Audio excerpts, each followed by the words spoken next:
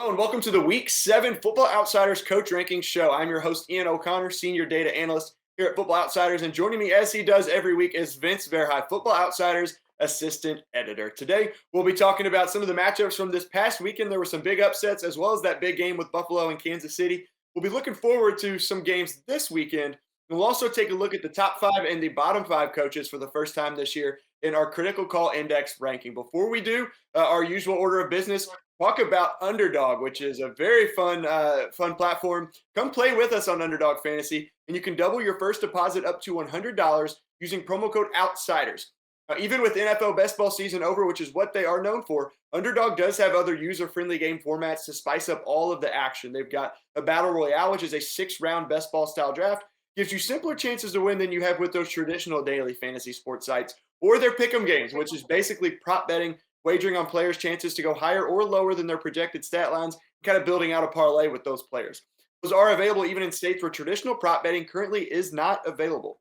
Underdog is the fastest growing fantasy site around, so join the fun over at underdogfantasy.com or download the Underdog app in the App Store and use promo code OUTSIDERS now to double your first deposit up to $100. All right, with that in the rearview mirror, let's get right into what was the big story from last week. We were heading into that Buffalo-Kansas City game. Was the game of the week, anticipated to be one of the games of the year. Now, scoring is down across the league, and this one was no different. It wasn't a high-scoring game as many thought, but it was still a good game nonetheless. Another very good, entertaining game between those Bills and Chiefs. Vince, did anything stand out to you from this game that you maybe didn't expect from either side, or did this kind of play out the way you thought it would?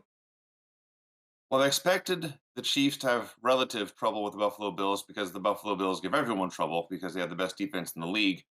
So that their total outcome is not that surprising to me. And as far as what they did, most of it is just be the Buffalo Bills and be the best defense in the league.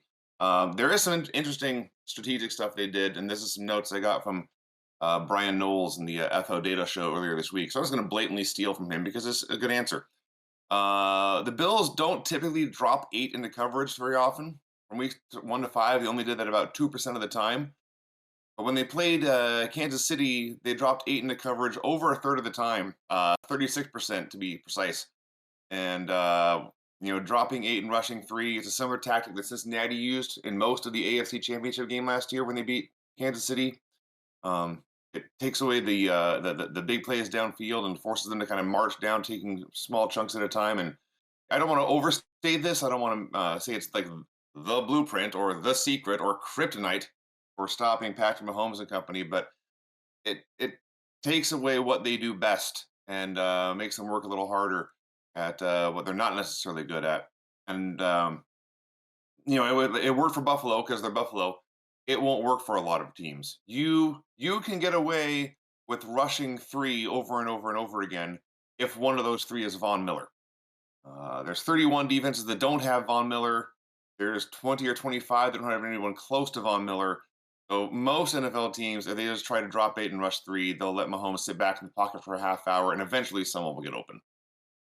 Absolutely, yeah. With Buffalo, it's combining that coaching strategy along with the talent and the players to do it. As you mentioned, the number one defense in the league so far, number one offense in the league as well. Buffalo, number one in offense and defense, first team to do that through 6 games in 19 years, I think it's been. So it's been a long time since that's happened. The '03 Buccaneers in like week 6 were first in both offense and defense. I'm pretty sure that's right. Aaron Schatz has the full details in this week's DVOA analysis at footballoutsiders.com. But yeah, it's not often that you see a team this great on both sides of the ball at any point in the year, even though it is still kind of early. We're about a third of the way through the season now.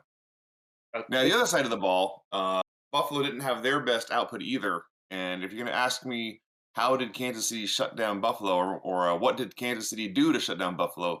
The answer is practically nothing. It was mostly Buffalo beating themselves. In the first quarter, they had a fumble snap in the red zone that was recovered by Kansas City on, I think it was on second down.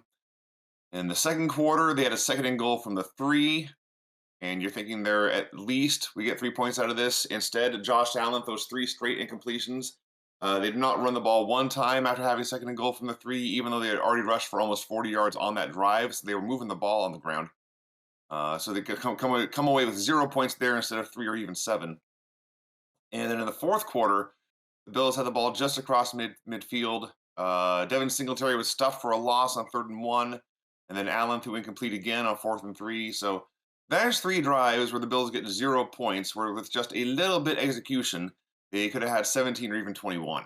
So Kansas City escaped holding the Bills to only 24 points. It could have been a lot worse. I definitely ended up, like I said, being one of the better games or that we expected of the weekend. There were some good games out there, though. You said you weren't too surprised about Kansas City's output. Now, there were some games where we were surprised at the outcome, and there were 3 upsets. The biggest spread-wise was Pittsburgh over Tampa Bay. Steelers stopped a game-tying 2-point conversion. Kenny Pickett connected with Chase Claypool, or sorry, Mitch Trubisky connected with Chase Claypool. Forgot he came into that one for 2 third-and-long conversions to ice the game.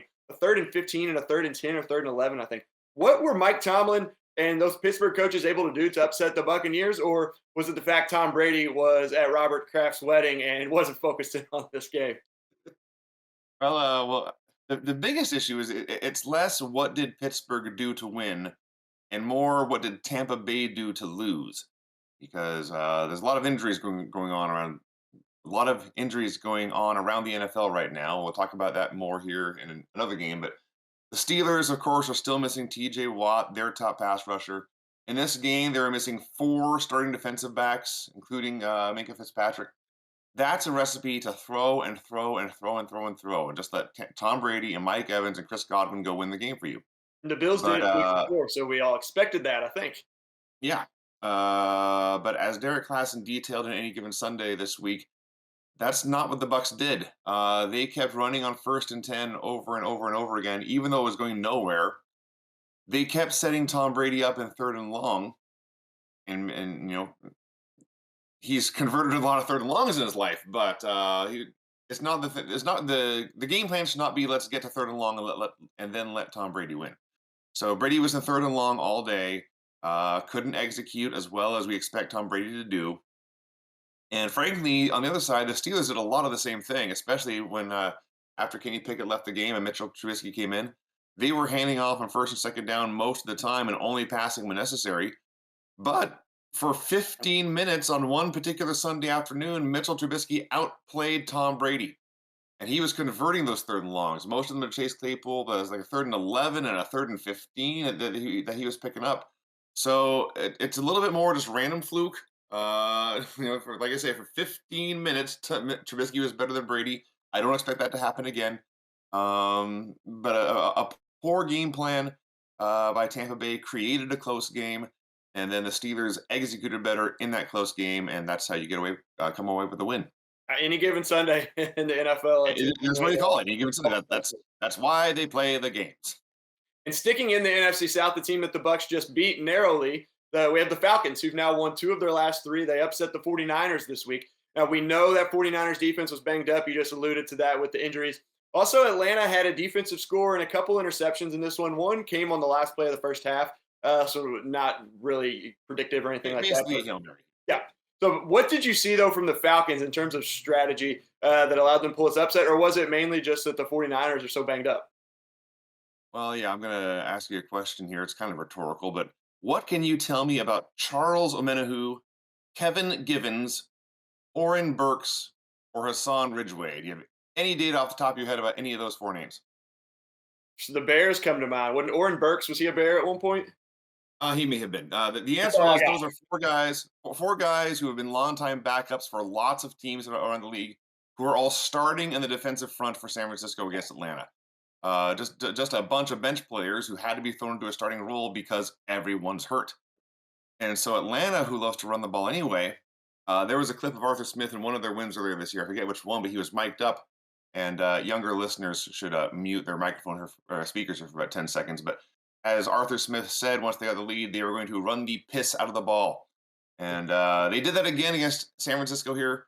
40 runs, only 14 passes, and a couple of sacks in there. Marcus Mariota doing a lot of scrambling, some option runs. He had a big game. I think just 1 incompletion when all was said and done, and a couple of touchdowns. So yeah, the game plan was just, this is what we want to do anyway. And on a normal Sunday, the 49ers would probably dominate this matchup, but it's not a normal Sunday. half their defensive front is gone. More than that, most of their defensive front is gone. So we're going to run all over their backups until their backups stop us, and their backups never really stopped them. And they get that defensive score, which is kind of a lucky break. They get the other turnovers, and they just kind of, their defense played better than expected against Jimmy Garoppolo, but it wasn't a huge, dominant performance. They got ahead, they stayed ahead, and Kyle Shanahan's offense is not built to rally. It's built to win from the first quarter on, and that's what happened. The Falcons got out to a early lead, and they did nothing to give that lead away. And the Niners couldn't get a stop, and they needed it, and made a couple mistakes, and there you go. Atlanta wins. A big game from Brandon Ayuk, scoring a couple touchdowns there, but Atlanta is still too much, like you said, and is still the only team that's undefeated against the spread this year. They're 6-0. They're a feisty team even in their losses. They blew the one game in week 1 to the Saints, letting them come back, but they're 6-0 against the spread, and they keep it in. I picked against them twice.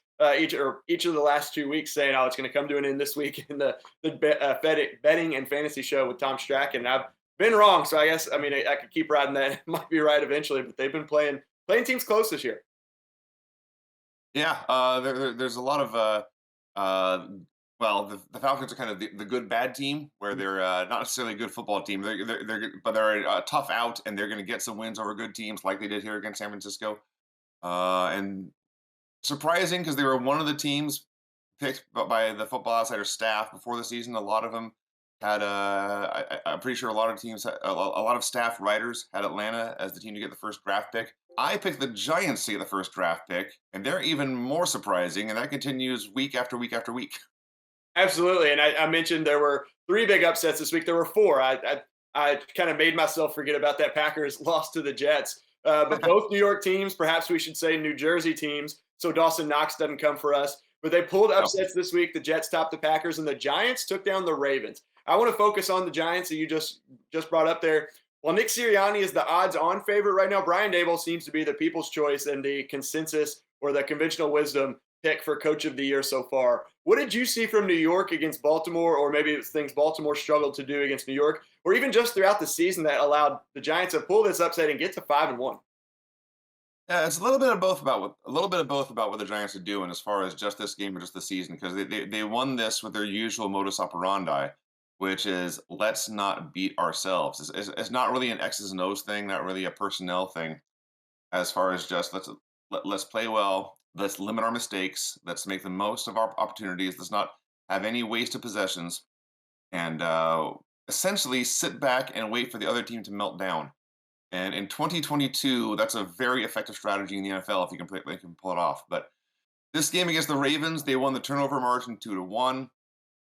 They made way fewer penalties, only 3 for 25 yards for the Giants, 10 for 74 yards for Baltimore. So this is what the Giants do. They just kind of hang around, and don't let the game get out of reach. Just keep it within one score, maybe 10 points, and then wait for you to make mistakes, because inevitably most NFL teams these days will make mistakes, and capitalize on those opportunities at the end of the game when they get them. And that is exactly what the Giants did here. And eventually, you would think, because they're very low in our DVOA rankings, they're an underdog against the Jaguars this week in Las Vegas. So people kind of recognize that the talent gap between the Giants and most teams still exists. And eventually, this kind of wait for other teams to beat themselves strategy won't work every single time, and it'll eventually catch up to them. But it's working for now, and full credit to Brian Daboll for getting the most out of this roster. They came back against the the Packers, as we know. Now Baltimore 2 weeks in a row, and you mentioned they're not very high in DVOA, but I was doing some research for something else this morning, and the Giants are actually, since week 3, coming out of that loss to the Cowboys, are 6th, I think, overall in DVOA. Actually have the number 1 passing offense in the last 3 weeks, which I was surprised at that, but that's what the numbers say. So they're, I guess, getting a little bit better, but still overall, they've had some easy. They had a game against Chicago in there, who's not good. They're still, being hurt by the game against Carolina that was pretty close there against a really bad team. But yeah, they're finding ways to win, like you said, and that's just kind of a credit to Brian Daboll. Again, kind of the conventional wisdom pick for coach of the year so far, even though Nick Sirianni is quite a bit ahead in the odds that Mike and I looked at on Monday. But another one that kind of wraps up a weekend full of upsets this past weekend. So expect more scorings down. So, teams can keep it close and find ways to win. Want to go into Yeah. look in. We don't have a ton this week, but one of the worst decisions of the week and one of the best decisions of the week that I pulled. The bet or the worst, we'll start with Bill Belichick. Is no stranger to these lists throughout the years. Vince. Oh, I thought you went to say something. Oh, sorry. No, I thought you were cutting out. Just before we move on, you mentioned the Giants being number one in pass defense DVOA, pass offense DVOA the past 3 weeks here. That stunned me. I looked up Daniel Jones' numbers over the last 3 weeks. He's completing 70% of his passes. 7.5 yards per pass is pretty average. But he's only thrown 2 touchdowns the past 3 weeks, but hasn't thrown an interception and hasn't thrown, or excuse me, he's only given up 6 sacks. So that is more of what we're talking about. Don't throw interceptions, don't give up sacks, and just be okay when you're actually throwing the ball, and that sticks with that jives with what the Giants have been doing all year. Don't get a lot of highlights, just don't make mistakes, don't beat yourself. So Yeah. I wanted to get that in before we moved into the decisions here we're going to talk about now.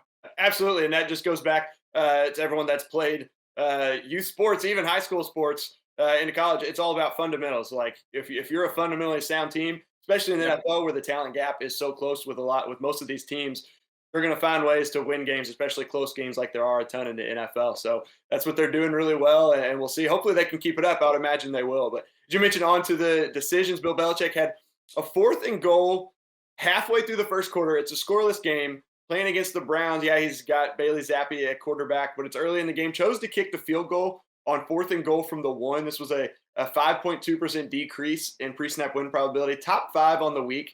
Belichick, it doesn't really surprise me. It probably doesn't surprise you, but early on, a lot of times we talk about these decisions early on too. You can go either way. There's a lot of football left to be played, so you can kind of make that argument to go for it or to not.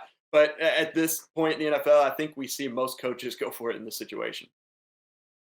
Yeah, it's a bit of a head scratcher because we talked about last week about how terrible Cleveland's defense has been against the run. Now they were much better against New England, and maybe Belichick, 7 minutes, 8 minutes into the game, whatever it was, maybe he could already tell that they were not as they didn't have as dominant a matchup advantage there as we all expected.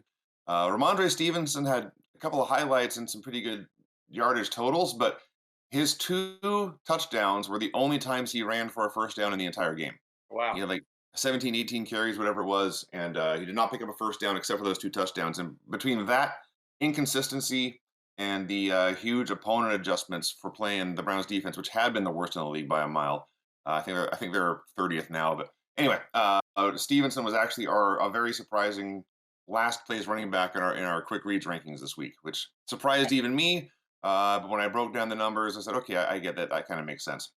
But anyway, as it pertains to this decision, maybe, and I don't have the data in front of me or the play-by-play, but maybe Belichick could already tell this is not going to be a big game for Stevenson. Didn't trust him to pick up the first down in short yardage here. That, excuse me, I didn't trust him to pick up the first down in short yardage. That he didn't have a good day. He was not having a good day. He did not go on to have a good day. Didn't trust him to pick up the first down. Chose the safe play, kick the field goal instead, and that's what happened. And between that, if you don't trust your running back, let's not trust our third string, quarterback any more than we have to. Let's make his life easy. Let's go ahead and kick this field goal. Let's get our points early in the quarter. We don't got to go chasing points right now. It's unusual. It's surprising given how the matchup looked going into the game, but in hindsight, I get it.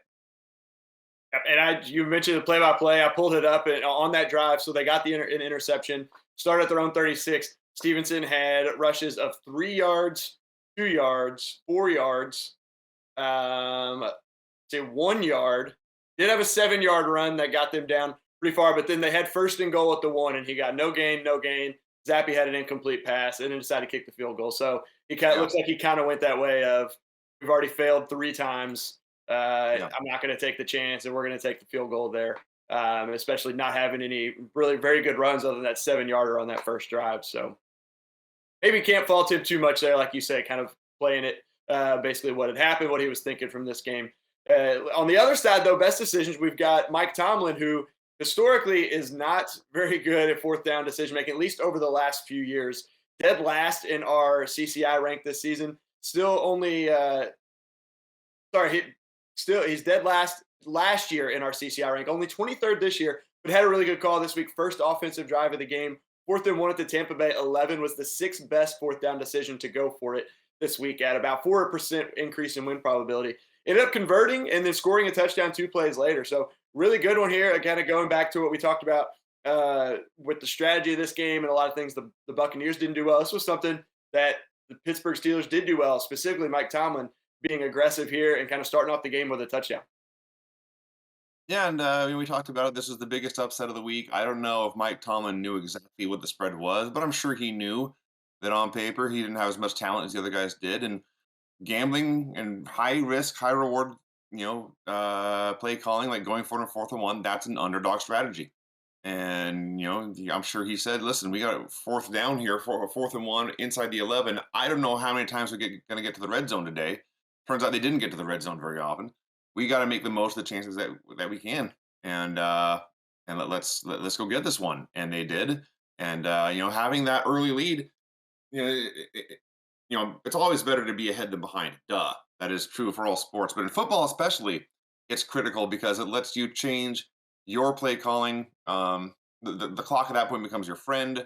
Getting an early lead is the key to a lot of big wins, a lot of big upsets. And maybe he doesn't make that same decision if it's the 3rd quarter. Maybe he plays it safe then.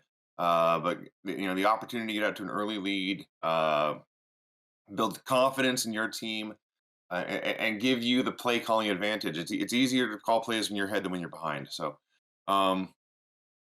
given all of that, it's and again, it's hindsight. It seems like a very obvious decision, but for coaches like Mike Tomlin, who don't always like to, don't always like to take risks, it's kind of a bit of a surprise, I suppose. But on paper, it looks like a very obvious decision to me.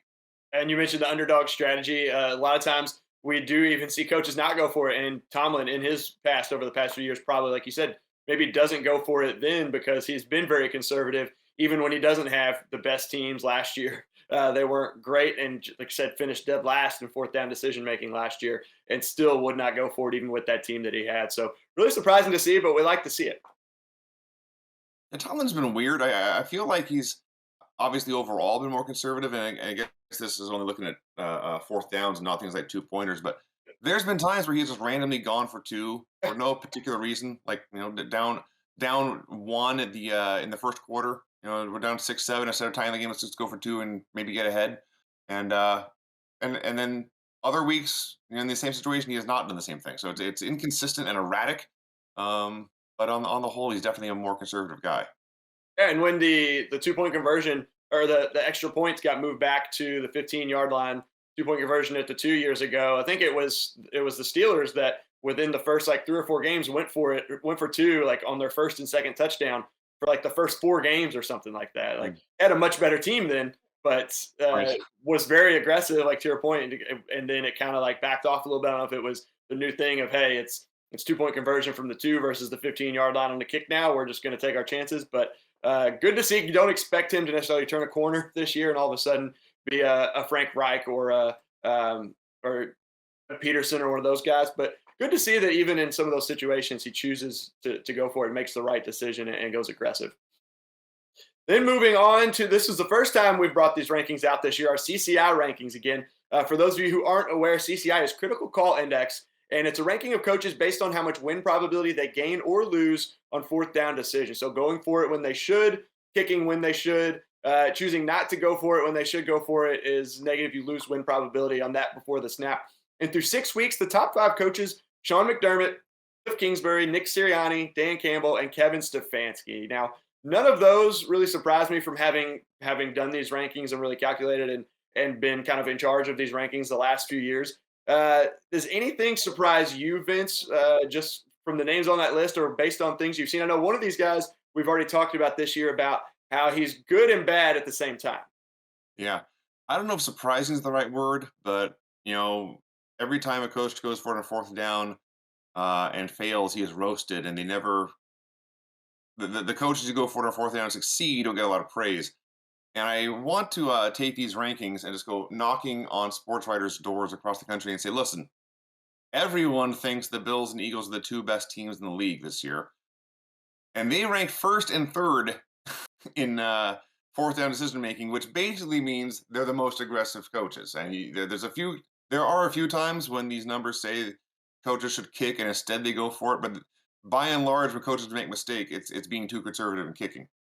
And Sean McDermott has been, one of the most aggressive coaches in the league this year on fourth down. Nick Sirianni has been one of the most aggressive coaches in the league on fourth down. It's working for them. It's a big, big part of why they're leading the conferences. It's a big, big part of why they're the favorites right now to meet in the Super Bowl.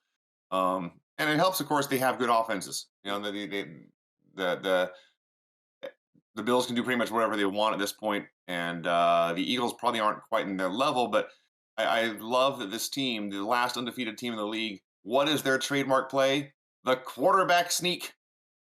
Just line up and they get the 3 feet they need, the 36 inches they need, and you more often than not cannot stop them. Which also helps when you're that, when you've got a call in your pocket like that you can use. But yeah, that's worth pointing out, man. You make good decisions, you put your team in a good place to win. The other names here, I think, are pretty much regulars. We know Dan Campbell goes for a lot. He is a coach who probably does go for it more than he should. I know there was the big call against New England a couple weeks ago, like 4th and 9 or something that he went through was when at the time was still a close game, and that was kind of bizarre. But I believe Kevin Stefanski has a track record of going for it on fourth down a lot, and Cliff Kingsbury does this for years, mostly near midfield. I know we've talked about it before. He tends to go and not just fourth and short. Go for 4th and 3, 4th and 4, 4th and 5 yards to go. He just tends to really, really clamp down in the red zone. They're not against Seattle this week. They had 3 fourth downs and went 0 for 3 on them. So one of the reasons they lost in a really, really weird, clunky game to Seattle. But expected to be a shootout, ends up with 19-12 game. 19-12, and both teams were really good at the things they're usually bad at, and vice versa. DK Metcalf and Tyler Lockett didn't do much of hardly anything. Instead, it's Marquise Goodwin and D. Eskridge making catches for Seattle, which that never happens. Just a strange game. And Geno Smith, who's been Seattle's biggest star, his overall numbers were really weak. So and despite getting probably his worst game of the year, maybe the San Francisco game, but despite getting a weak game from Geno Smith, the Cardinals were really never in position to win this game late. So anyway, no, none of those 5 names are a huge surprise. And I wish McDermott and Sirianni got more credit than they get for being as aggressive as they are.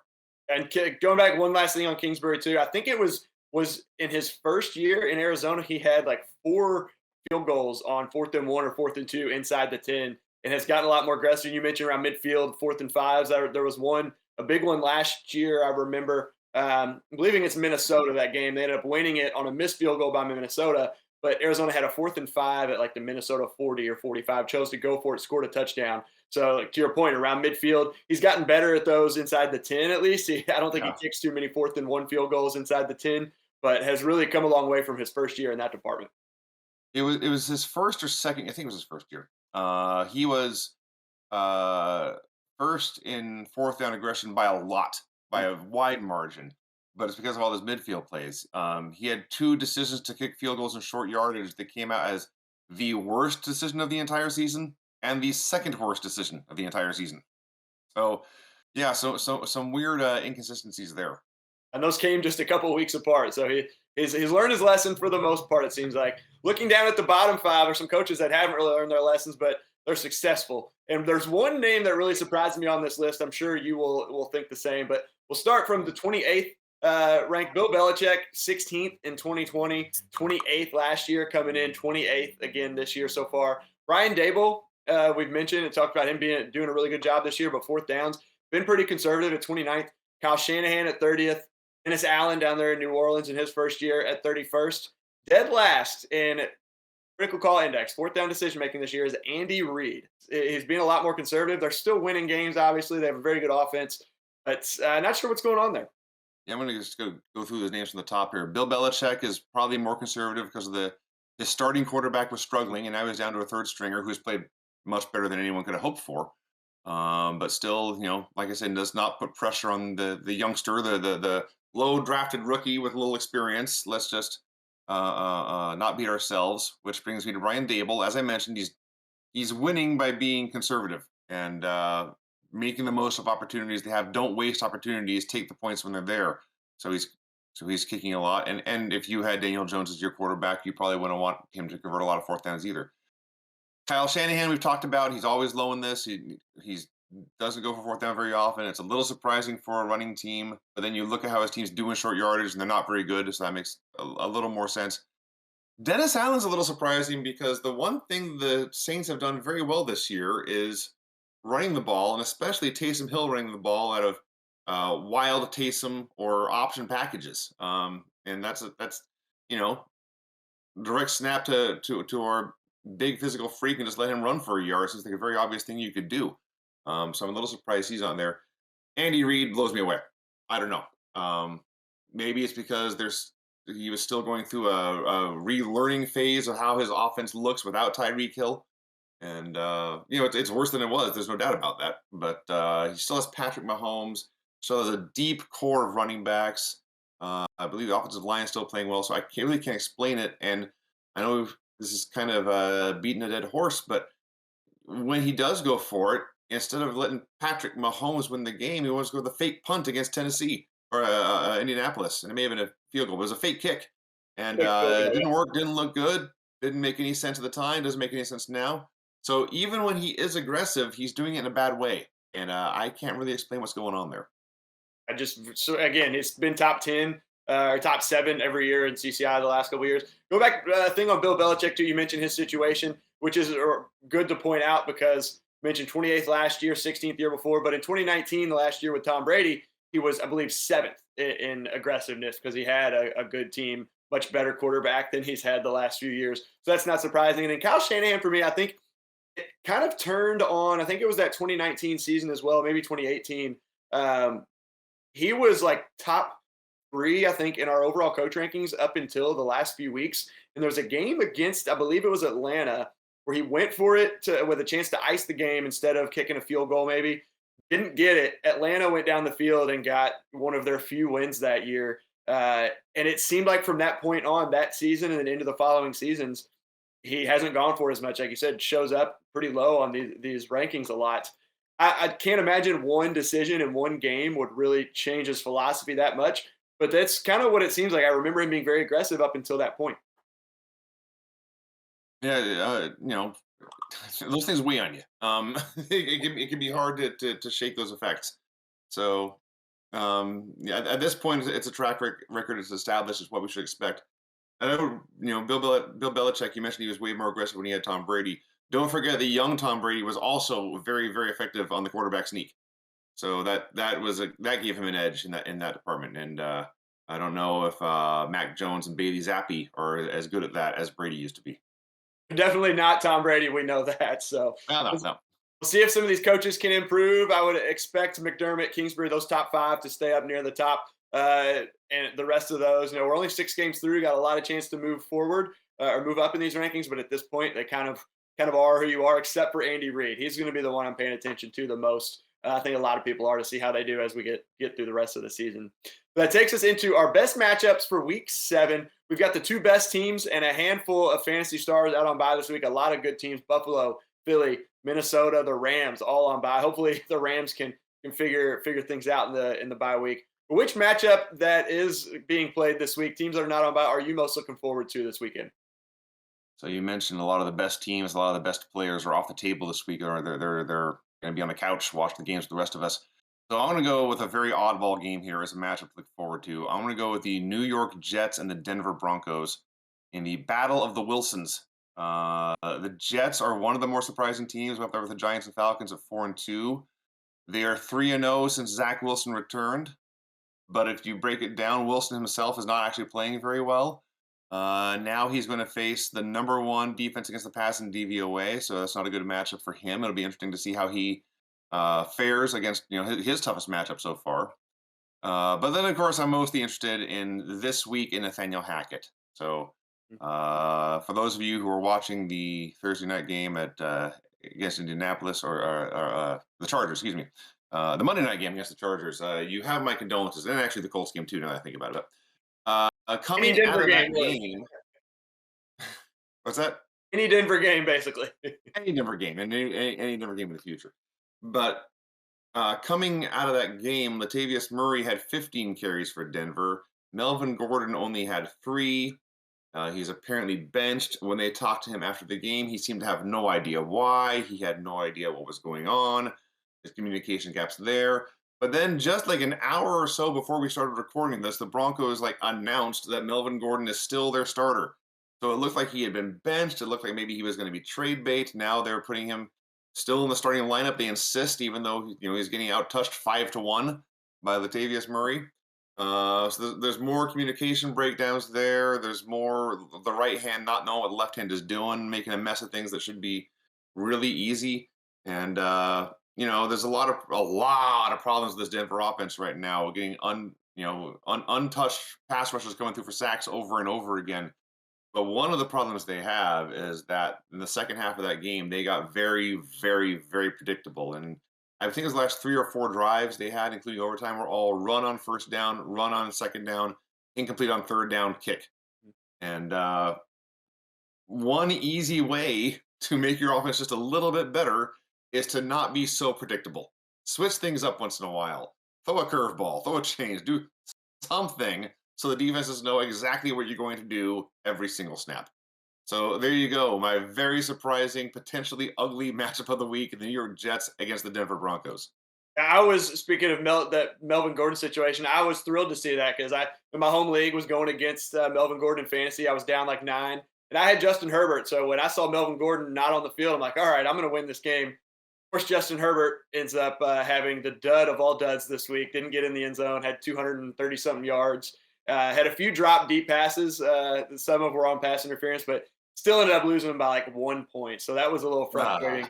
Real tough, but to your point, Melvin, wasn't sure if you'd seen that because I saw that come through that he is starting again now. So who knows what's going on there? For me, though, Exactly.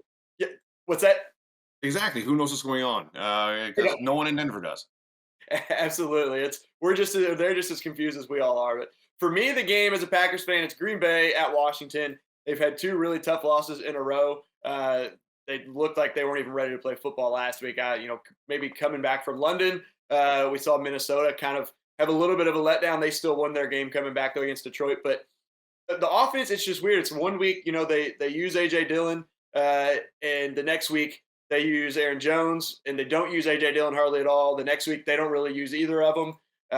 On the Pat McAfee show yesterday, Aaron Rodgers saying, obviously, we need to get Aaron Jones, we need to get 33 more involved. Team's game planning, we got to find ways for him. So the offense, it just seems like they're changing things up each week, and nothing's really working. So I'm interested to see how they come out against Washington, a defense that has been much easier to throw on than run so far this year. In DVOA, I think they're top 10 against the run and like 18th or 20th, just below average against the pass. So it could be a big game for Rodgers to get the offense going, hopefully, but we'll see. And then on the other side, obviously, Taylor Heineke taking over at quarterback for Washington. He's shown some bursts and been good, almost beat the Buccaneers in the playoffs a few years ago. But don't necessarily think he's going to turn this team around and suddenly they're going to be competitive, especially the NFC East. It's going to be a very tough division for them to come back in. But that's what I'm most looking forward to, both from a biased fans perspective and just in general watching, a new quarterback versus one of the best quarterbacks in the league who's struggled so far. Yeah, the Taylor Heineke will be an interesting matchup there, and I'm with you. I don't think he'll be the solution, and Washington doesn't think he'll be the solution. That's why they tried something new with going to get Carson Wentz, but I don't think the drop off is going to be that severe either. The defense for Green Bay is another thing. See if they can be better against anybody. Really, they've really struggled. It seems like we've talked about on various shows so far.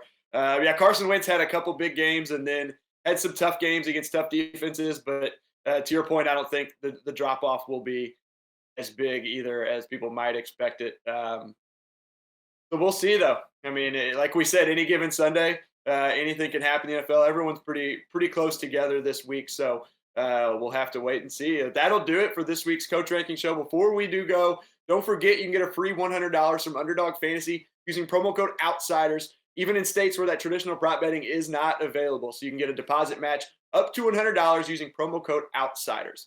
Also, don't forget to sign up for FO Plus at footballoutsiders.com/subscribe for NFL betting picks, fantasy advice, premium stats, premium articles, and you get an ad-free experience as well as getting access to all of the data on Monday instead of waiting till Tuesday for the data, even the data that is free to access. And last but certainly not least, join us on the Football Outsiders Discord for in-game conversation for every game starting Thursday night between this Thursday, the Cardinals and the Saints on Thursday night. DeAndre Hopkins back, so we'll see if he can help that Arizona offense. We've got Robbie Anderson coming in now too, but don't hold your breath on that one. So join us there on the Discord and join us here next week for our Week 8 edition of the Coach Ranking Show. Thanks for listening, Vince. Thanks for joining me as always. Thanks again for having me. Let's do it again next week.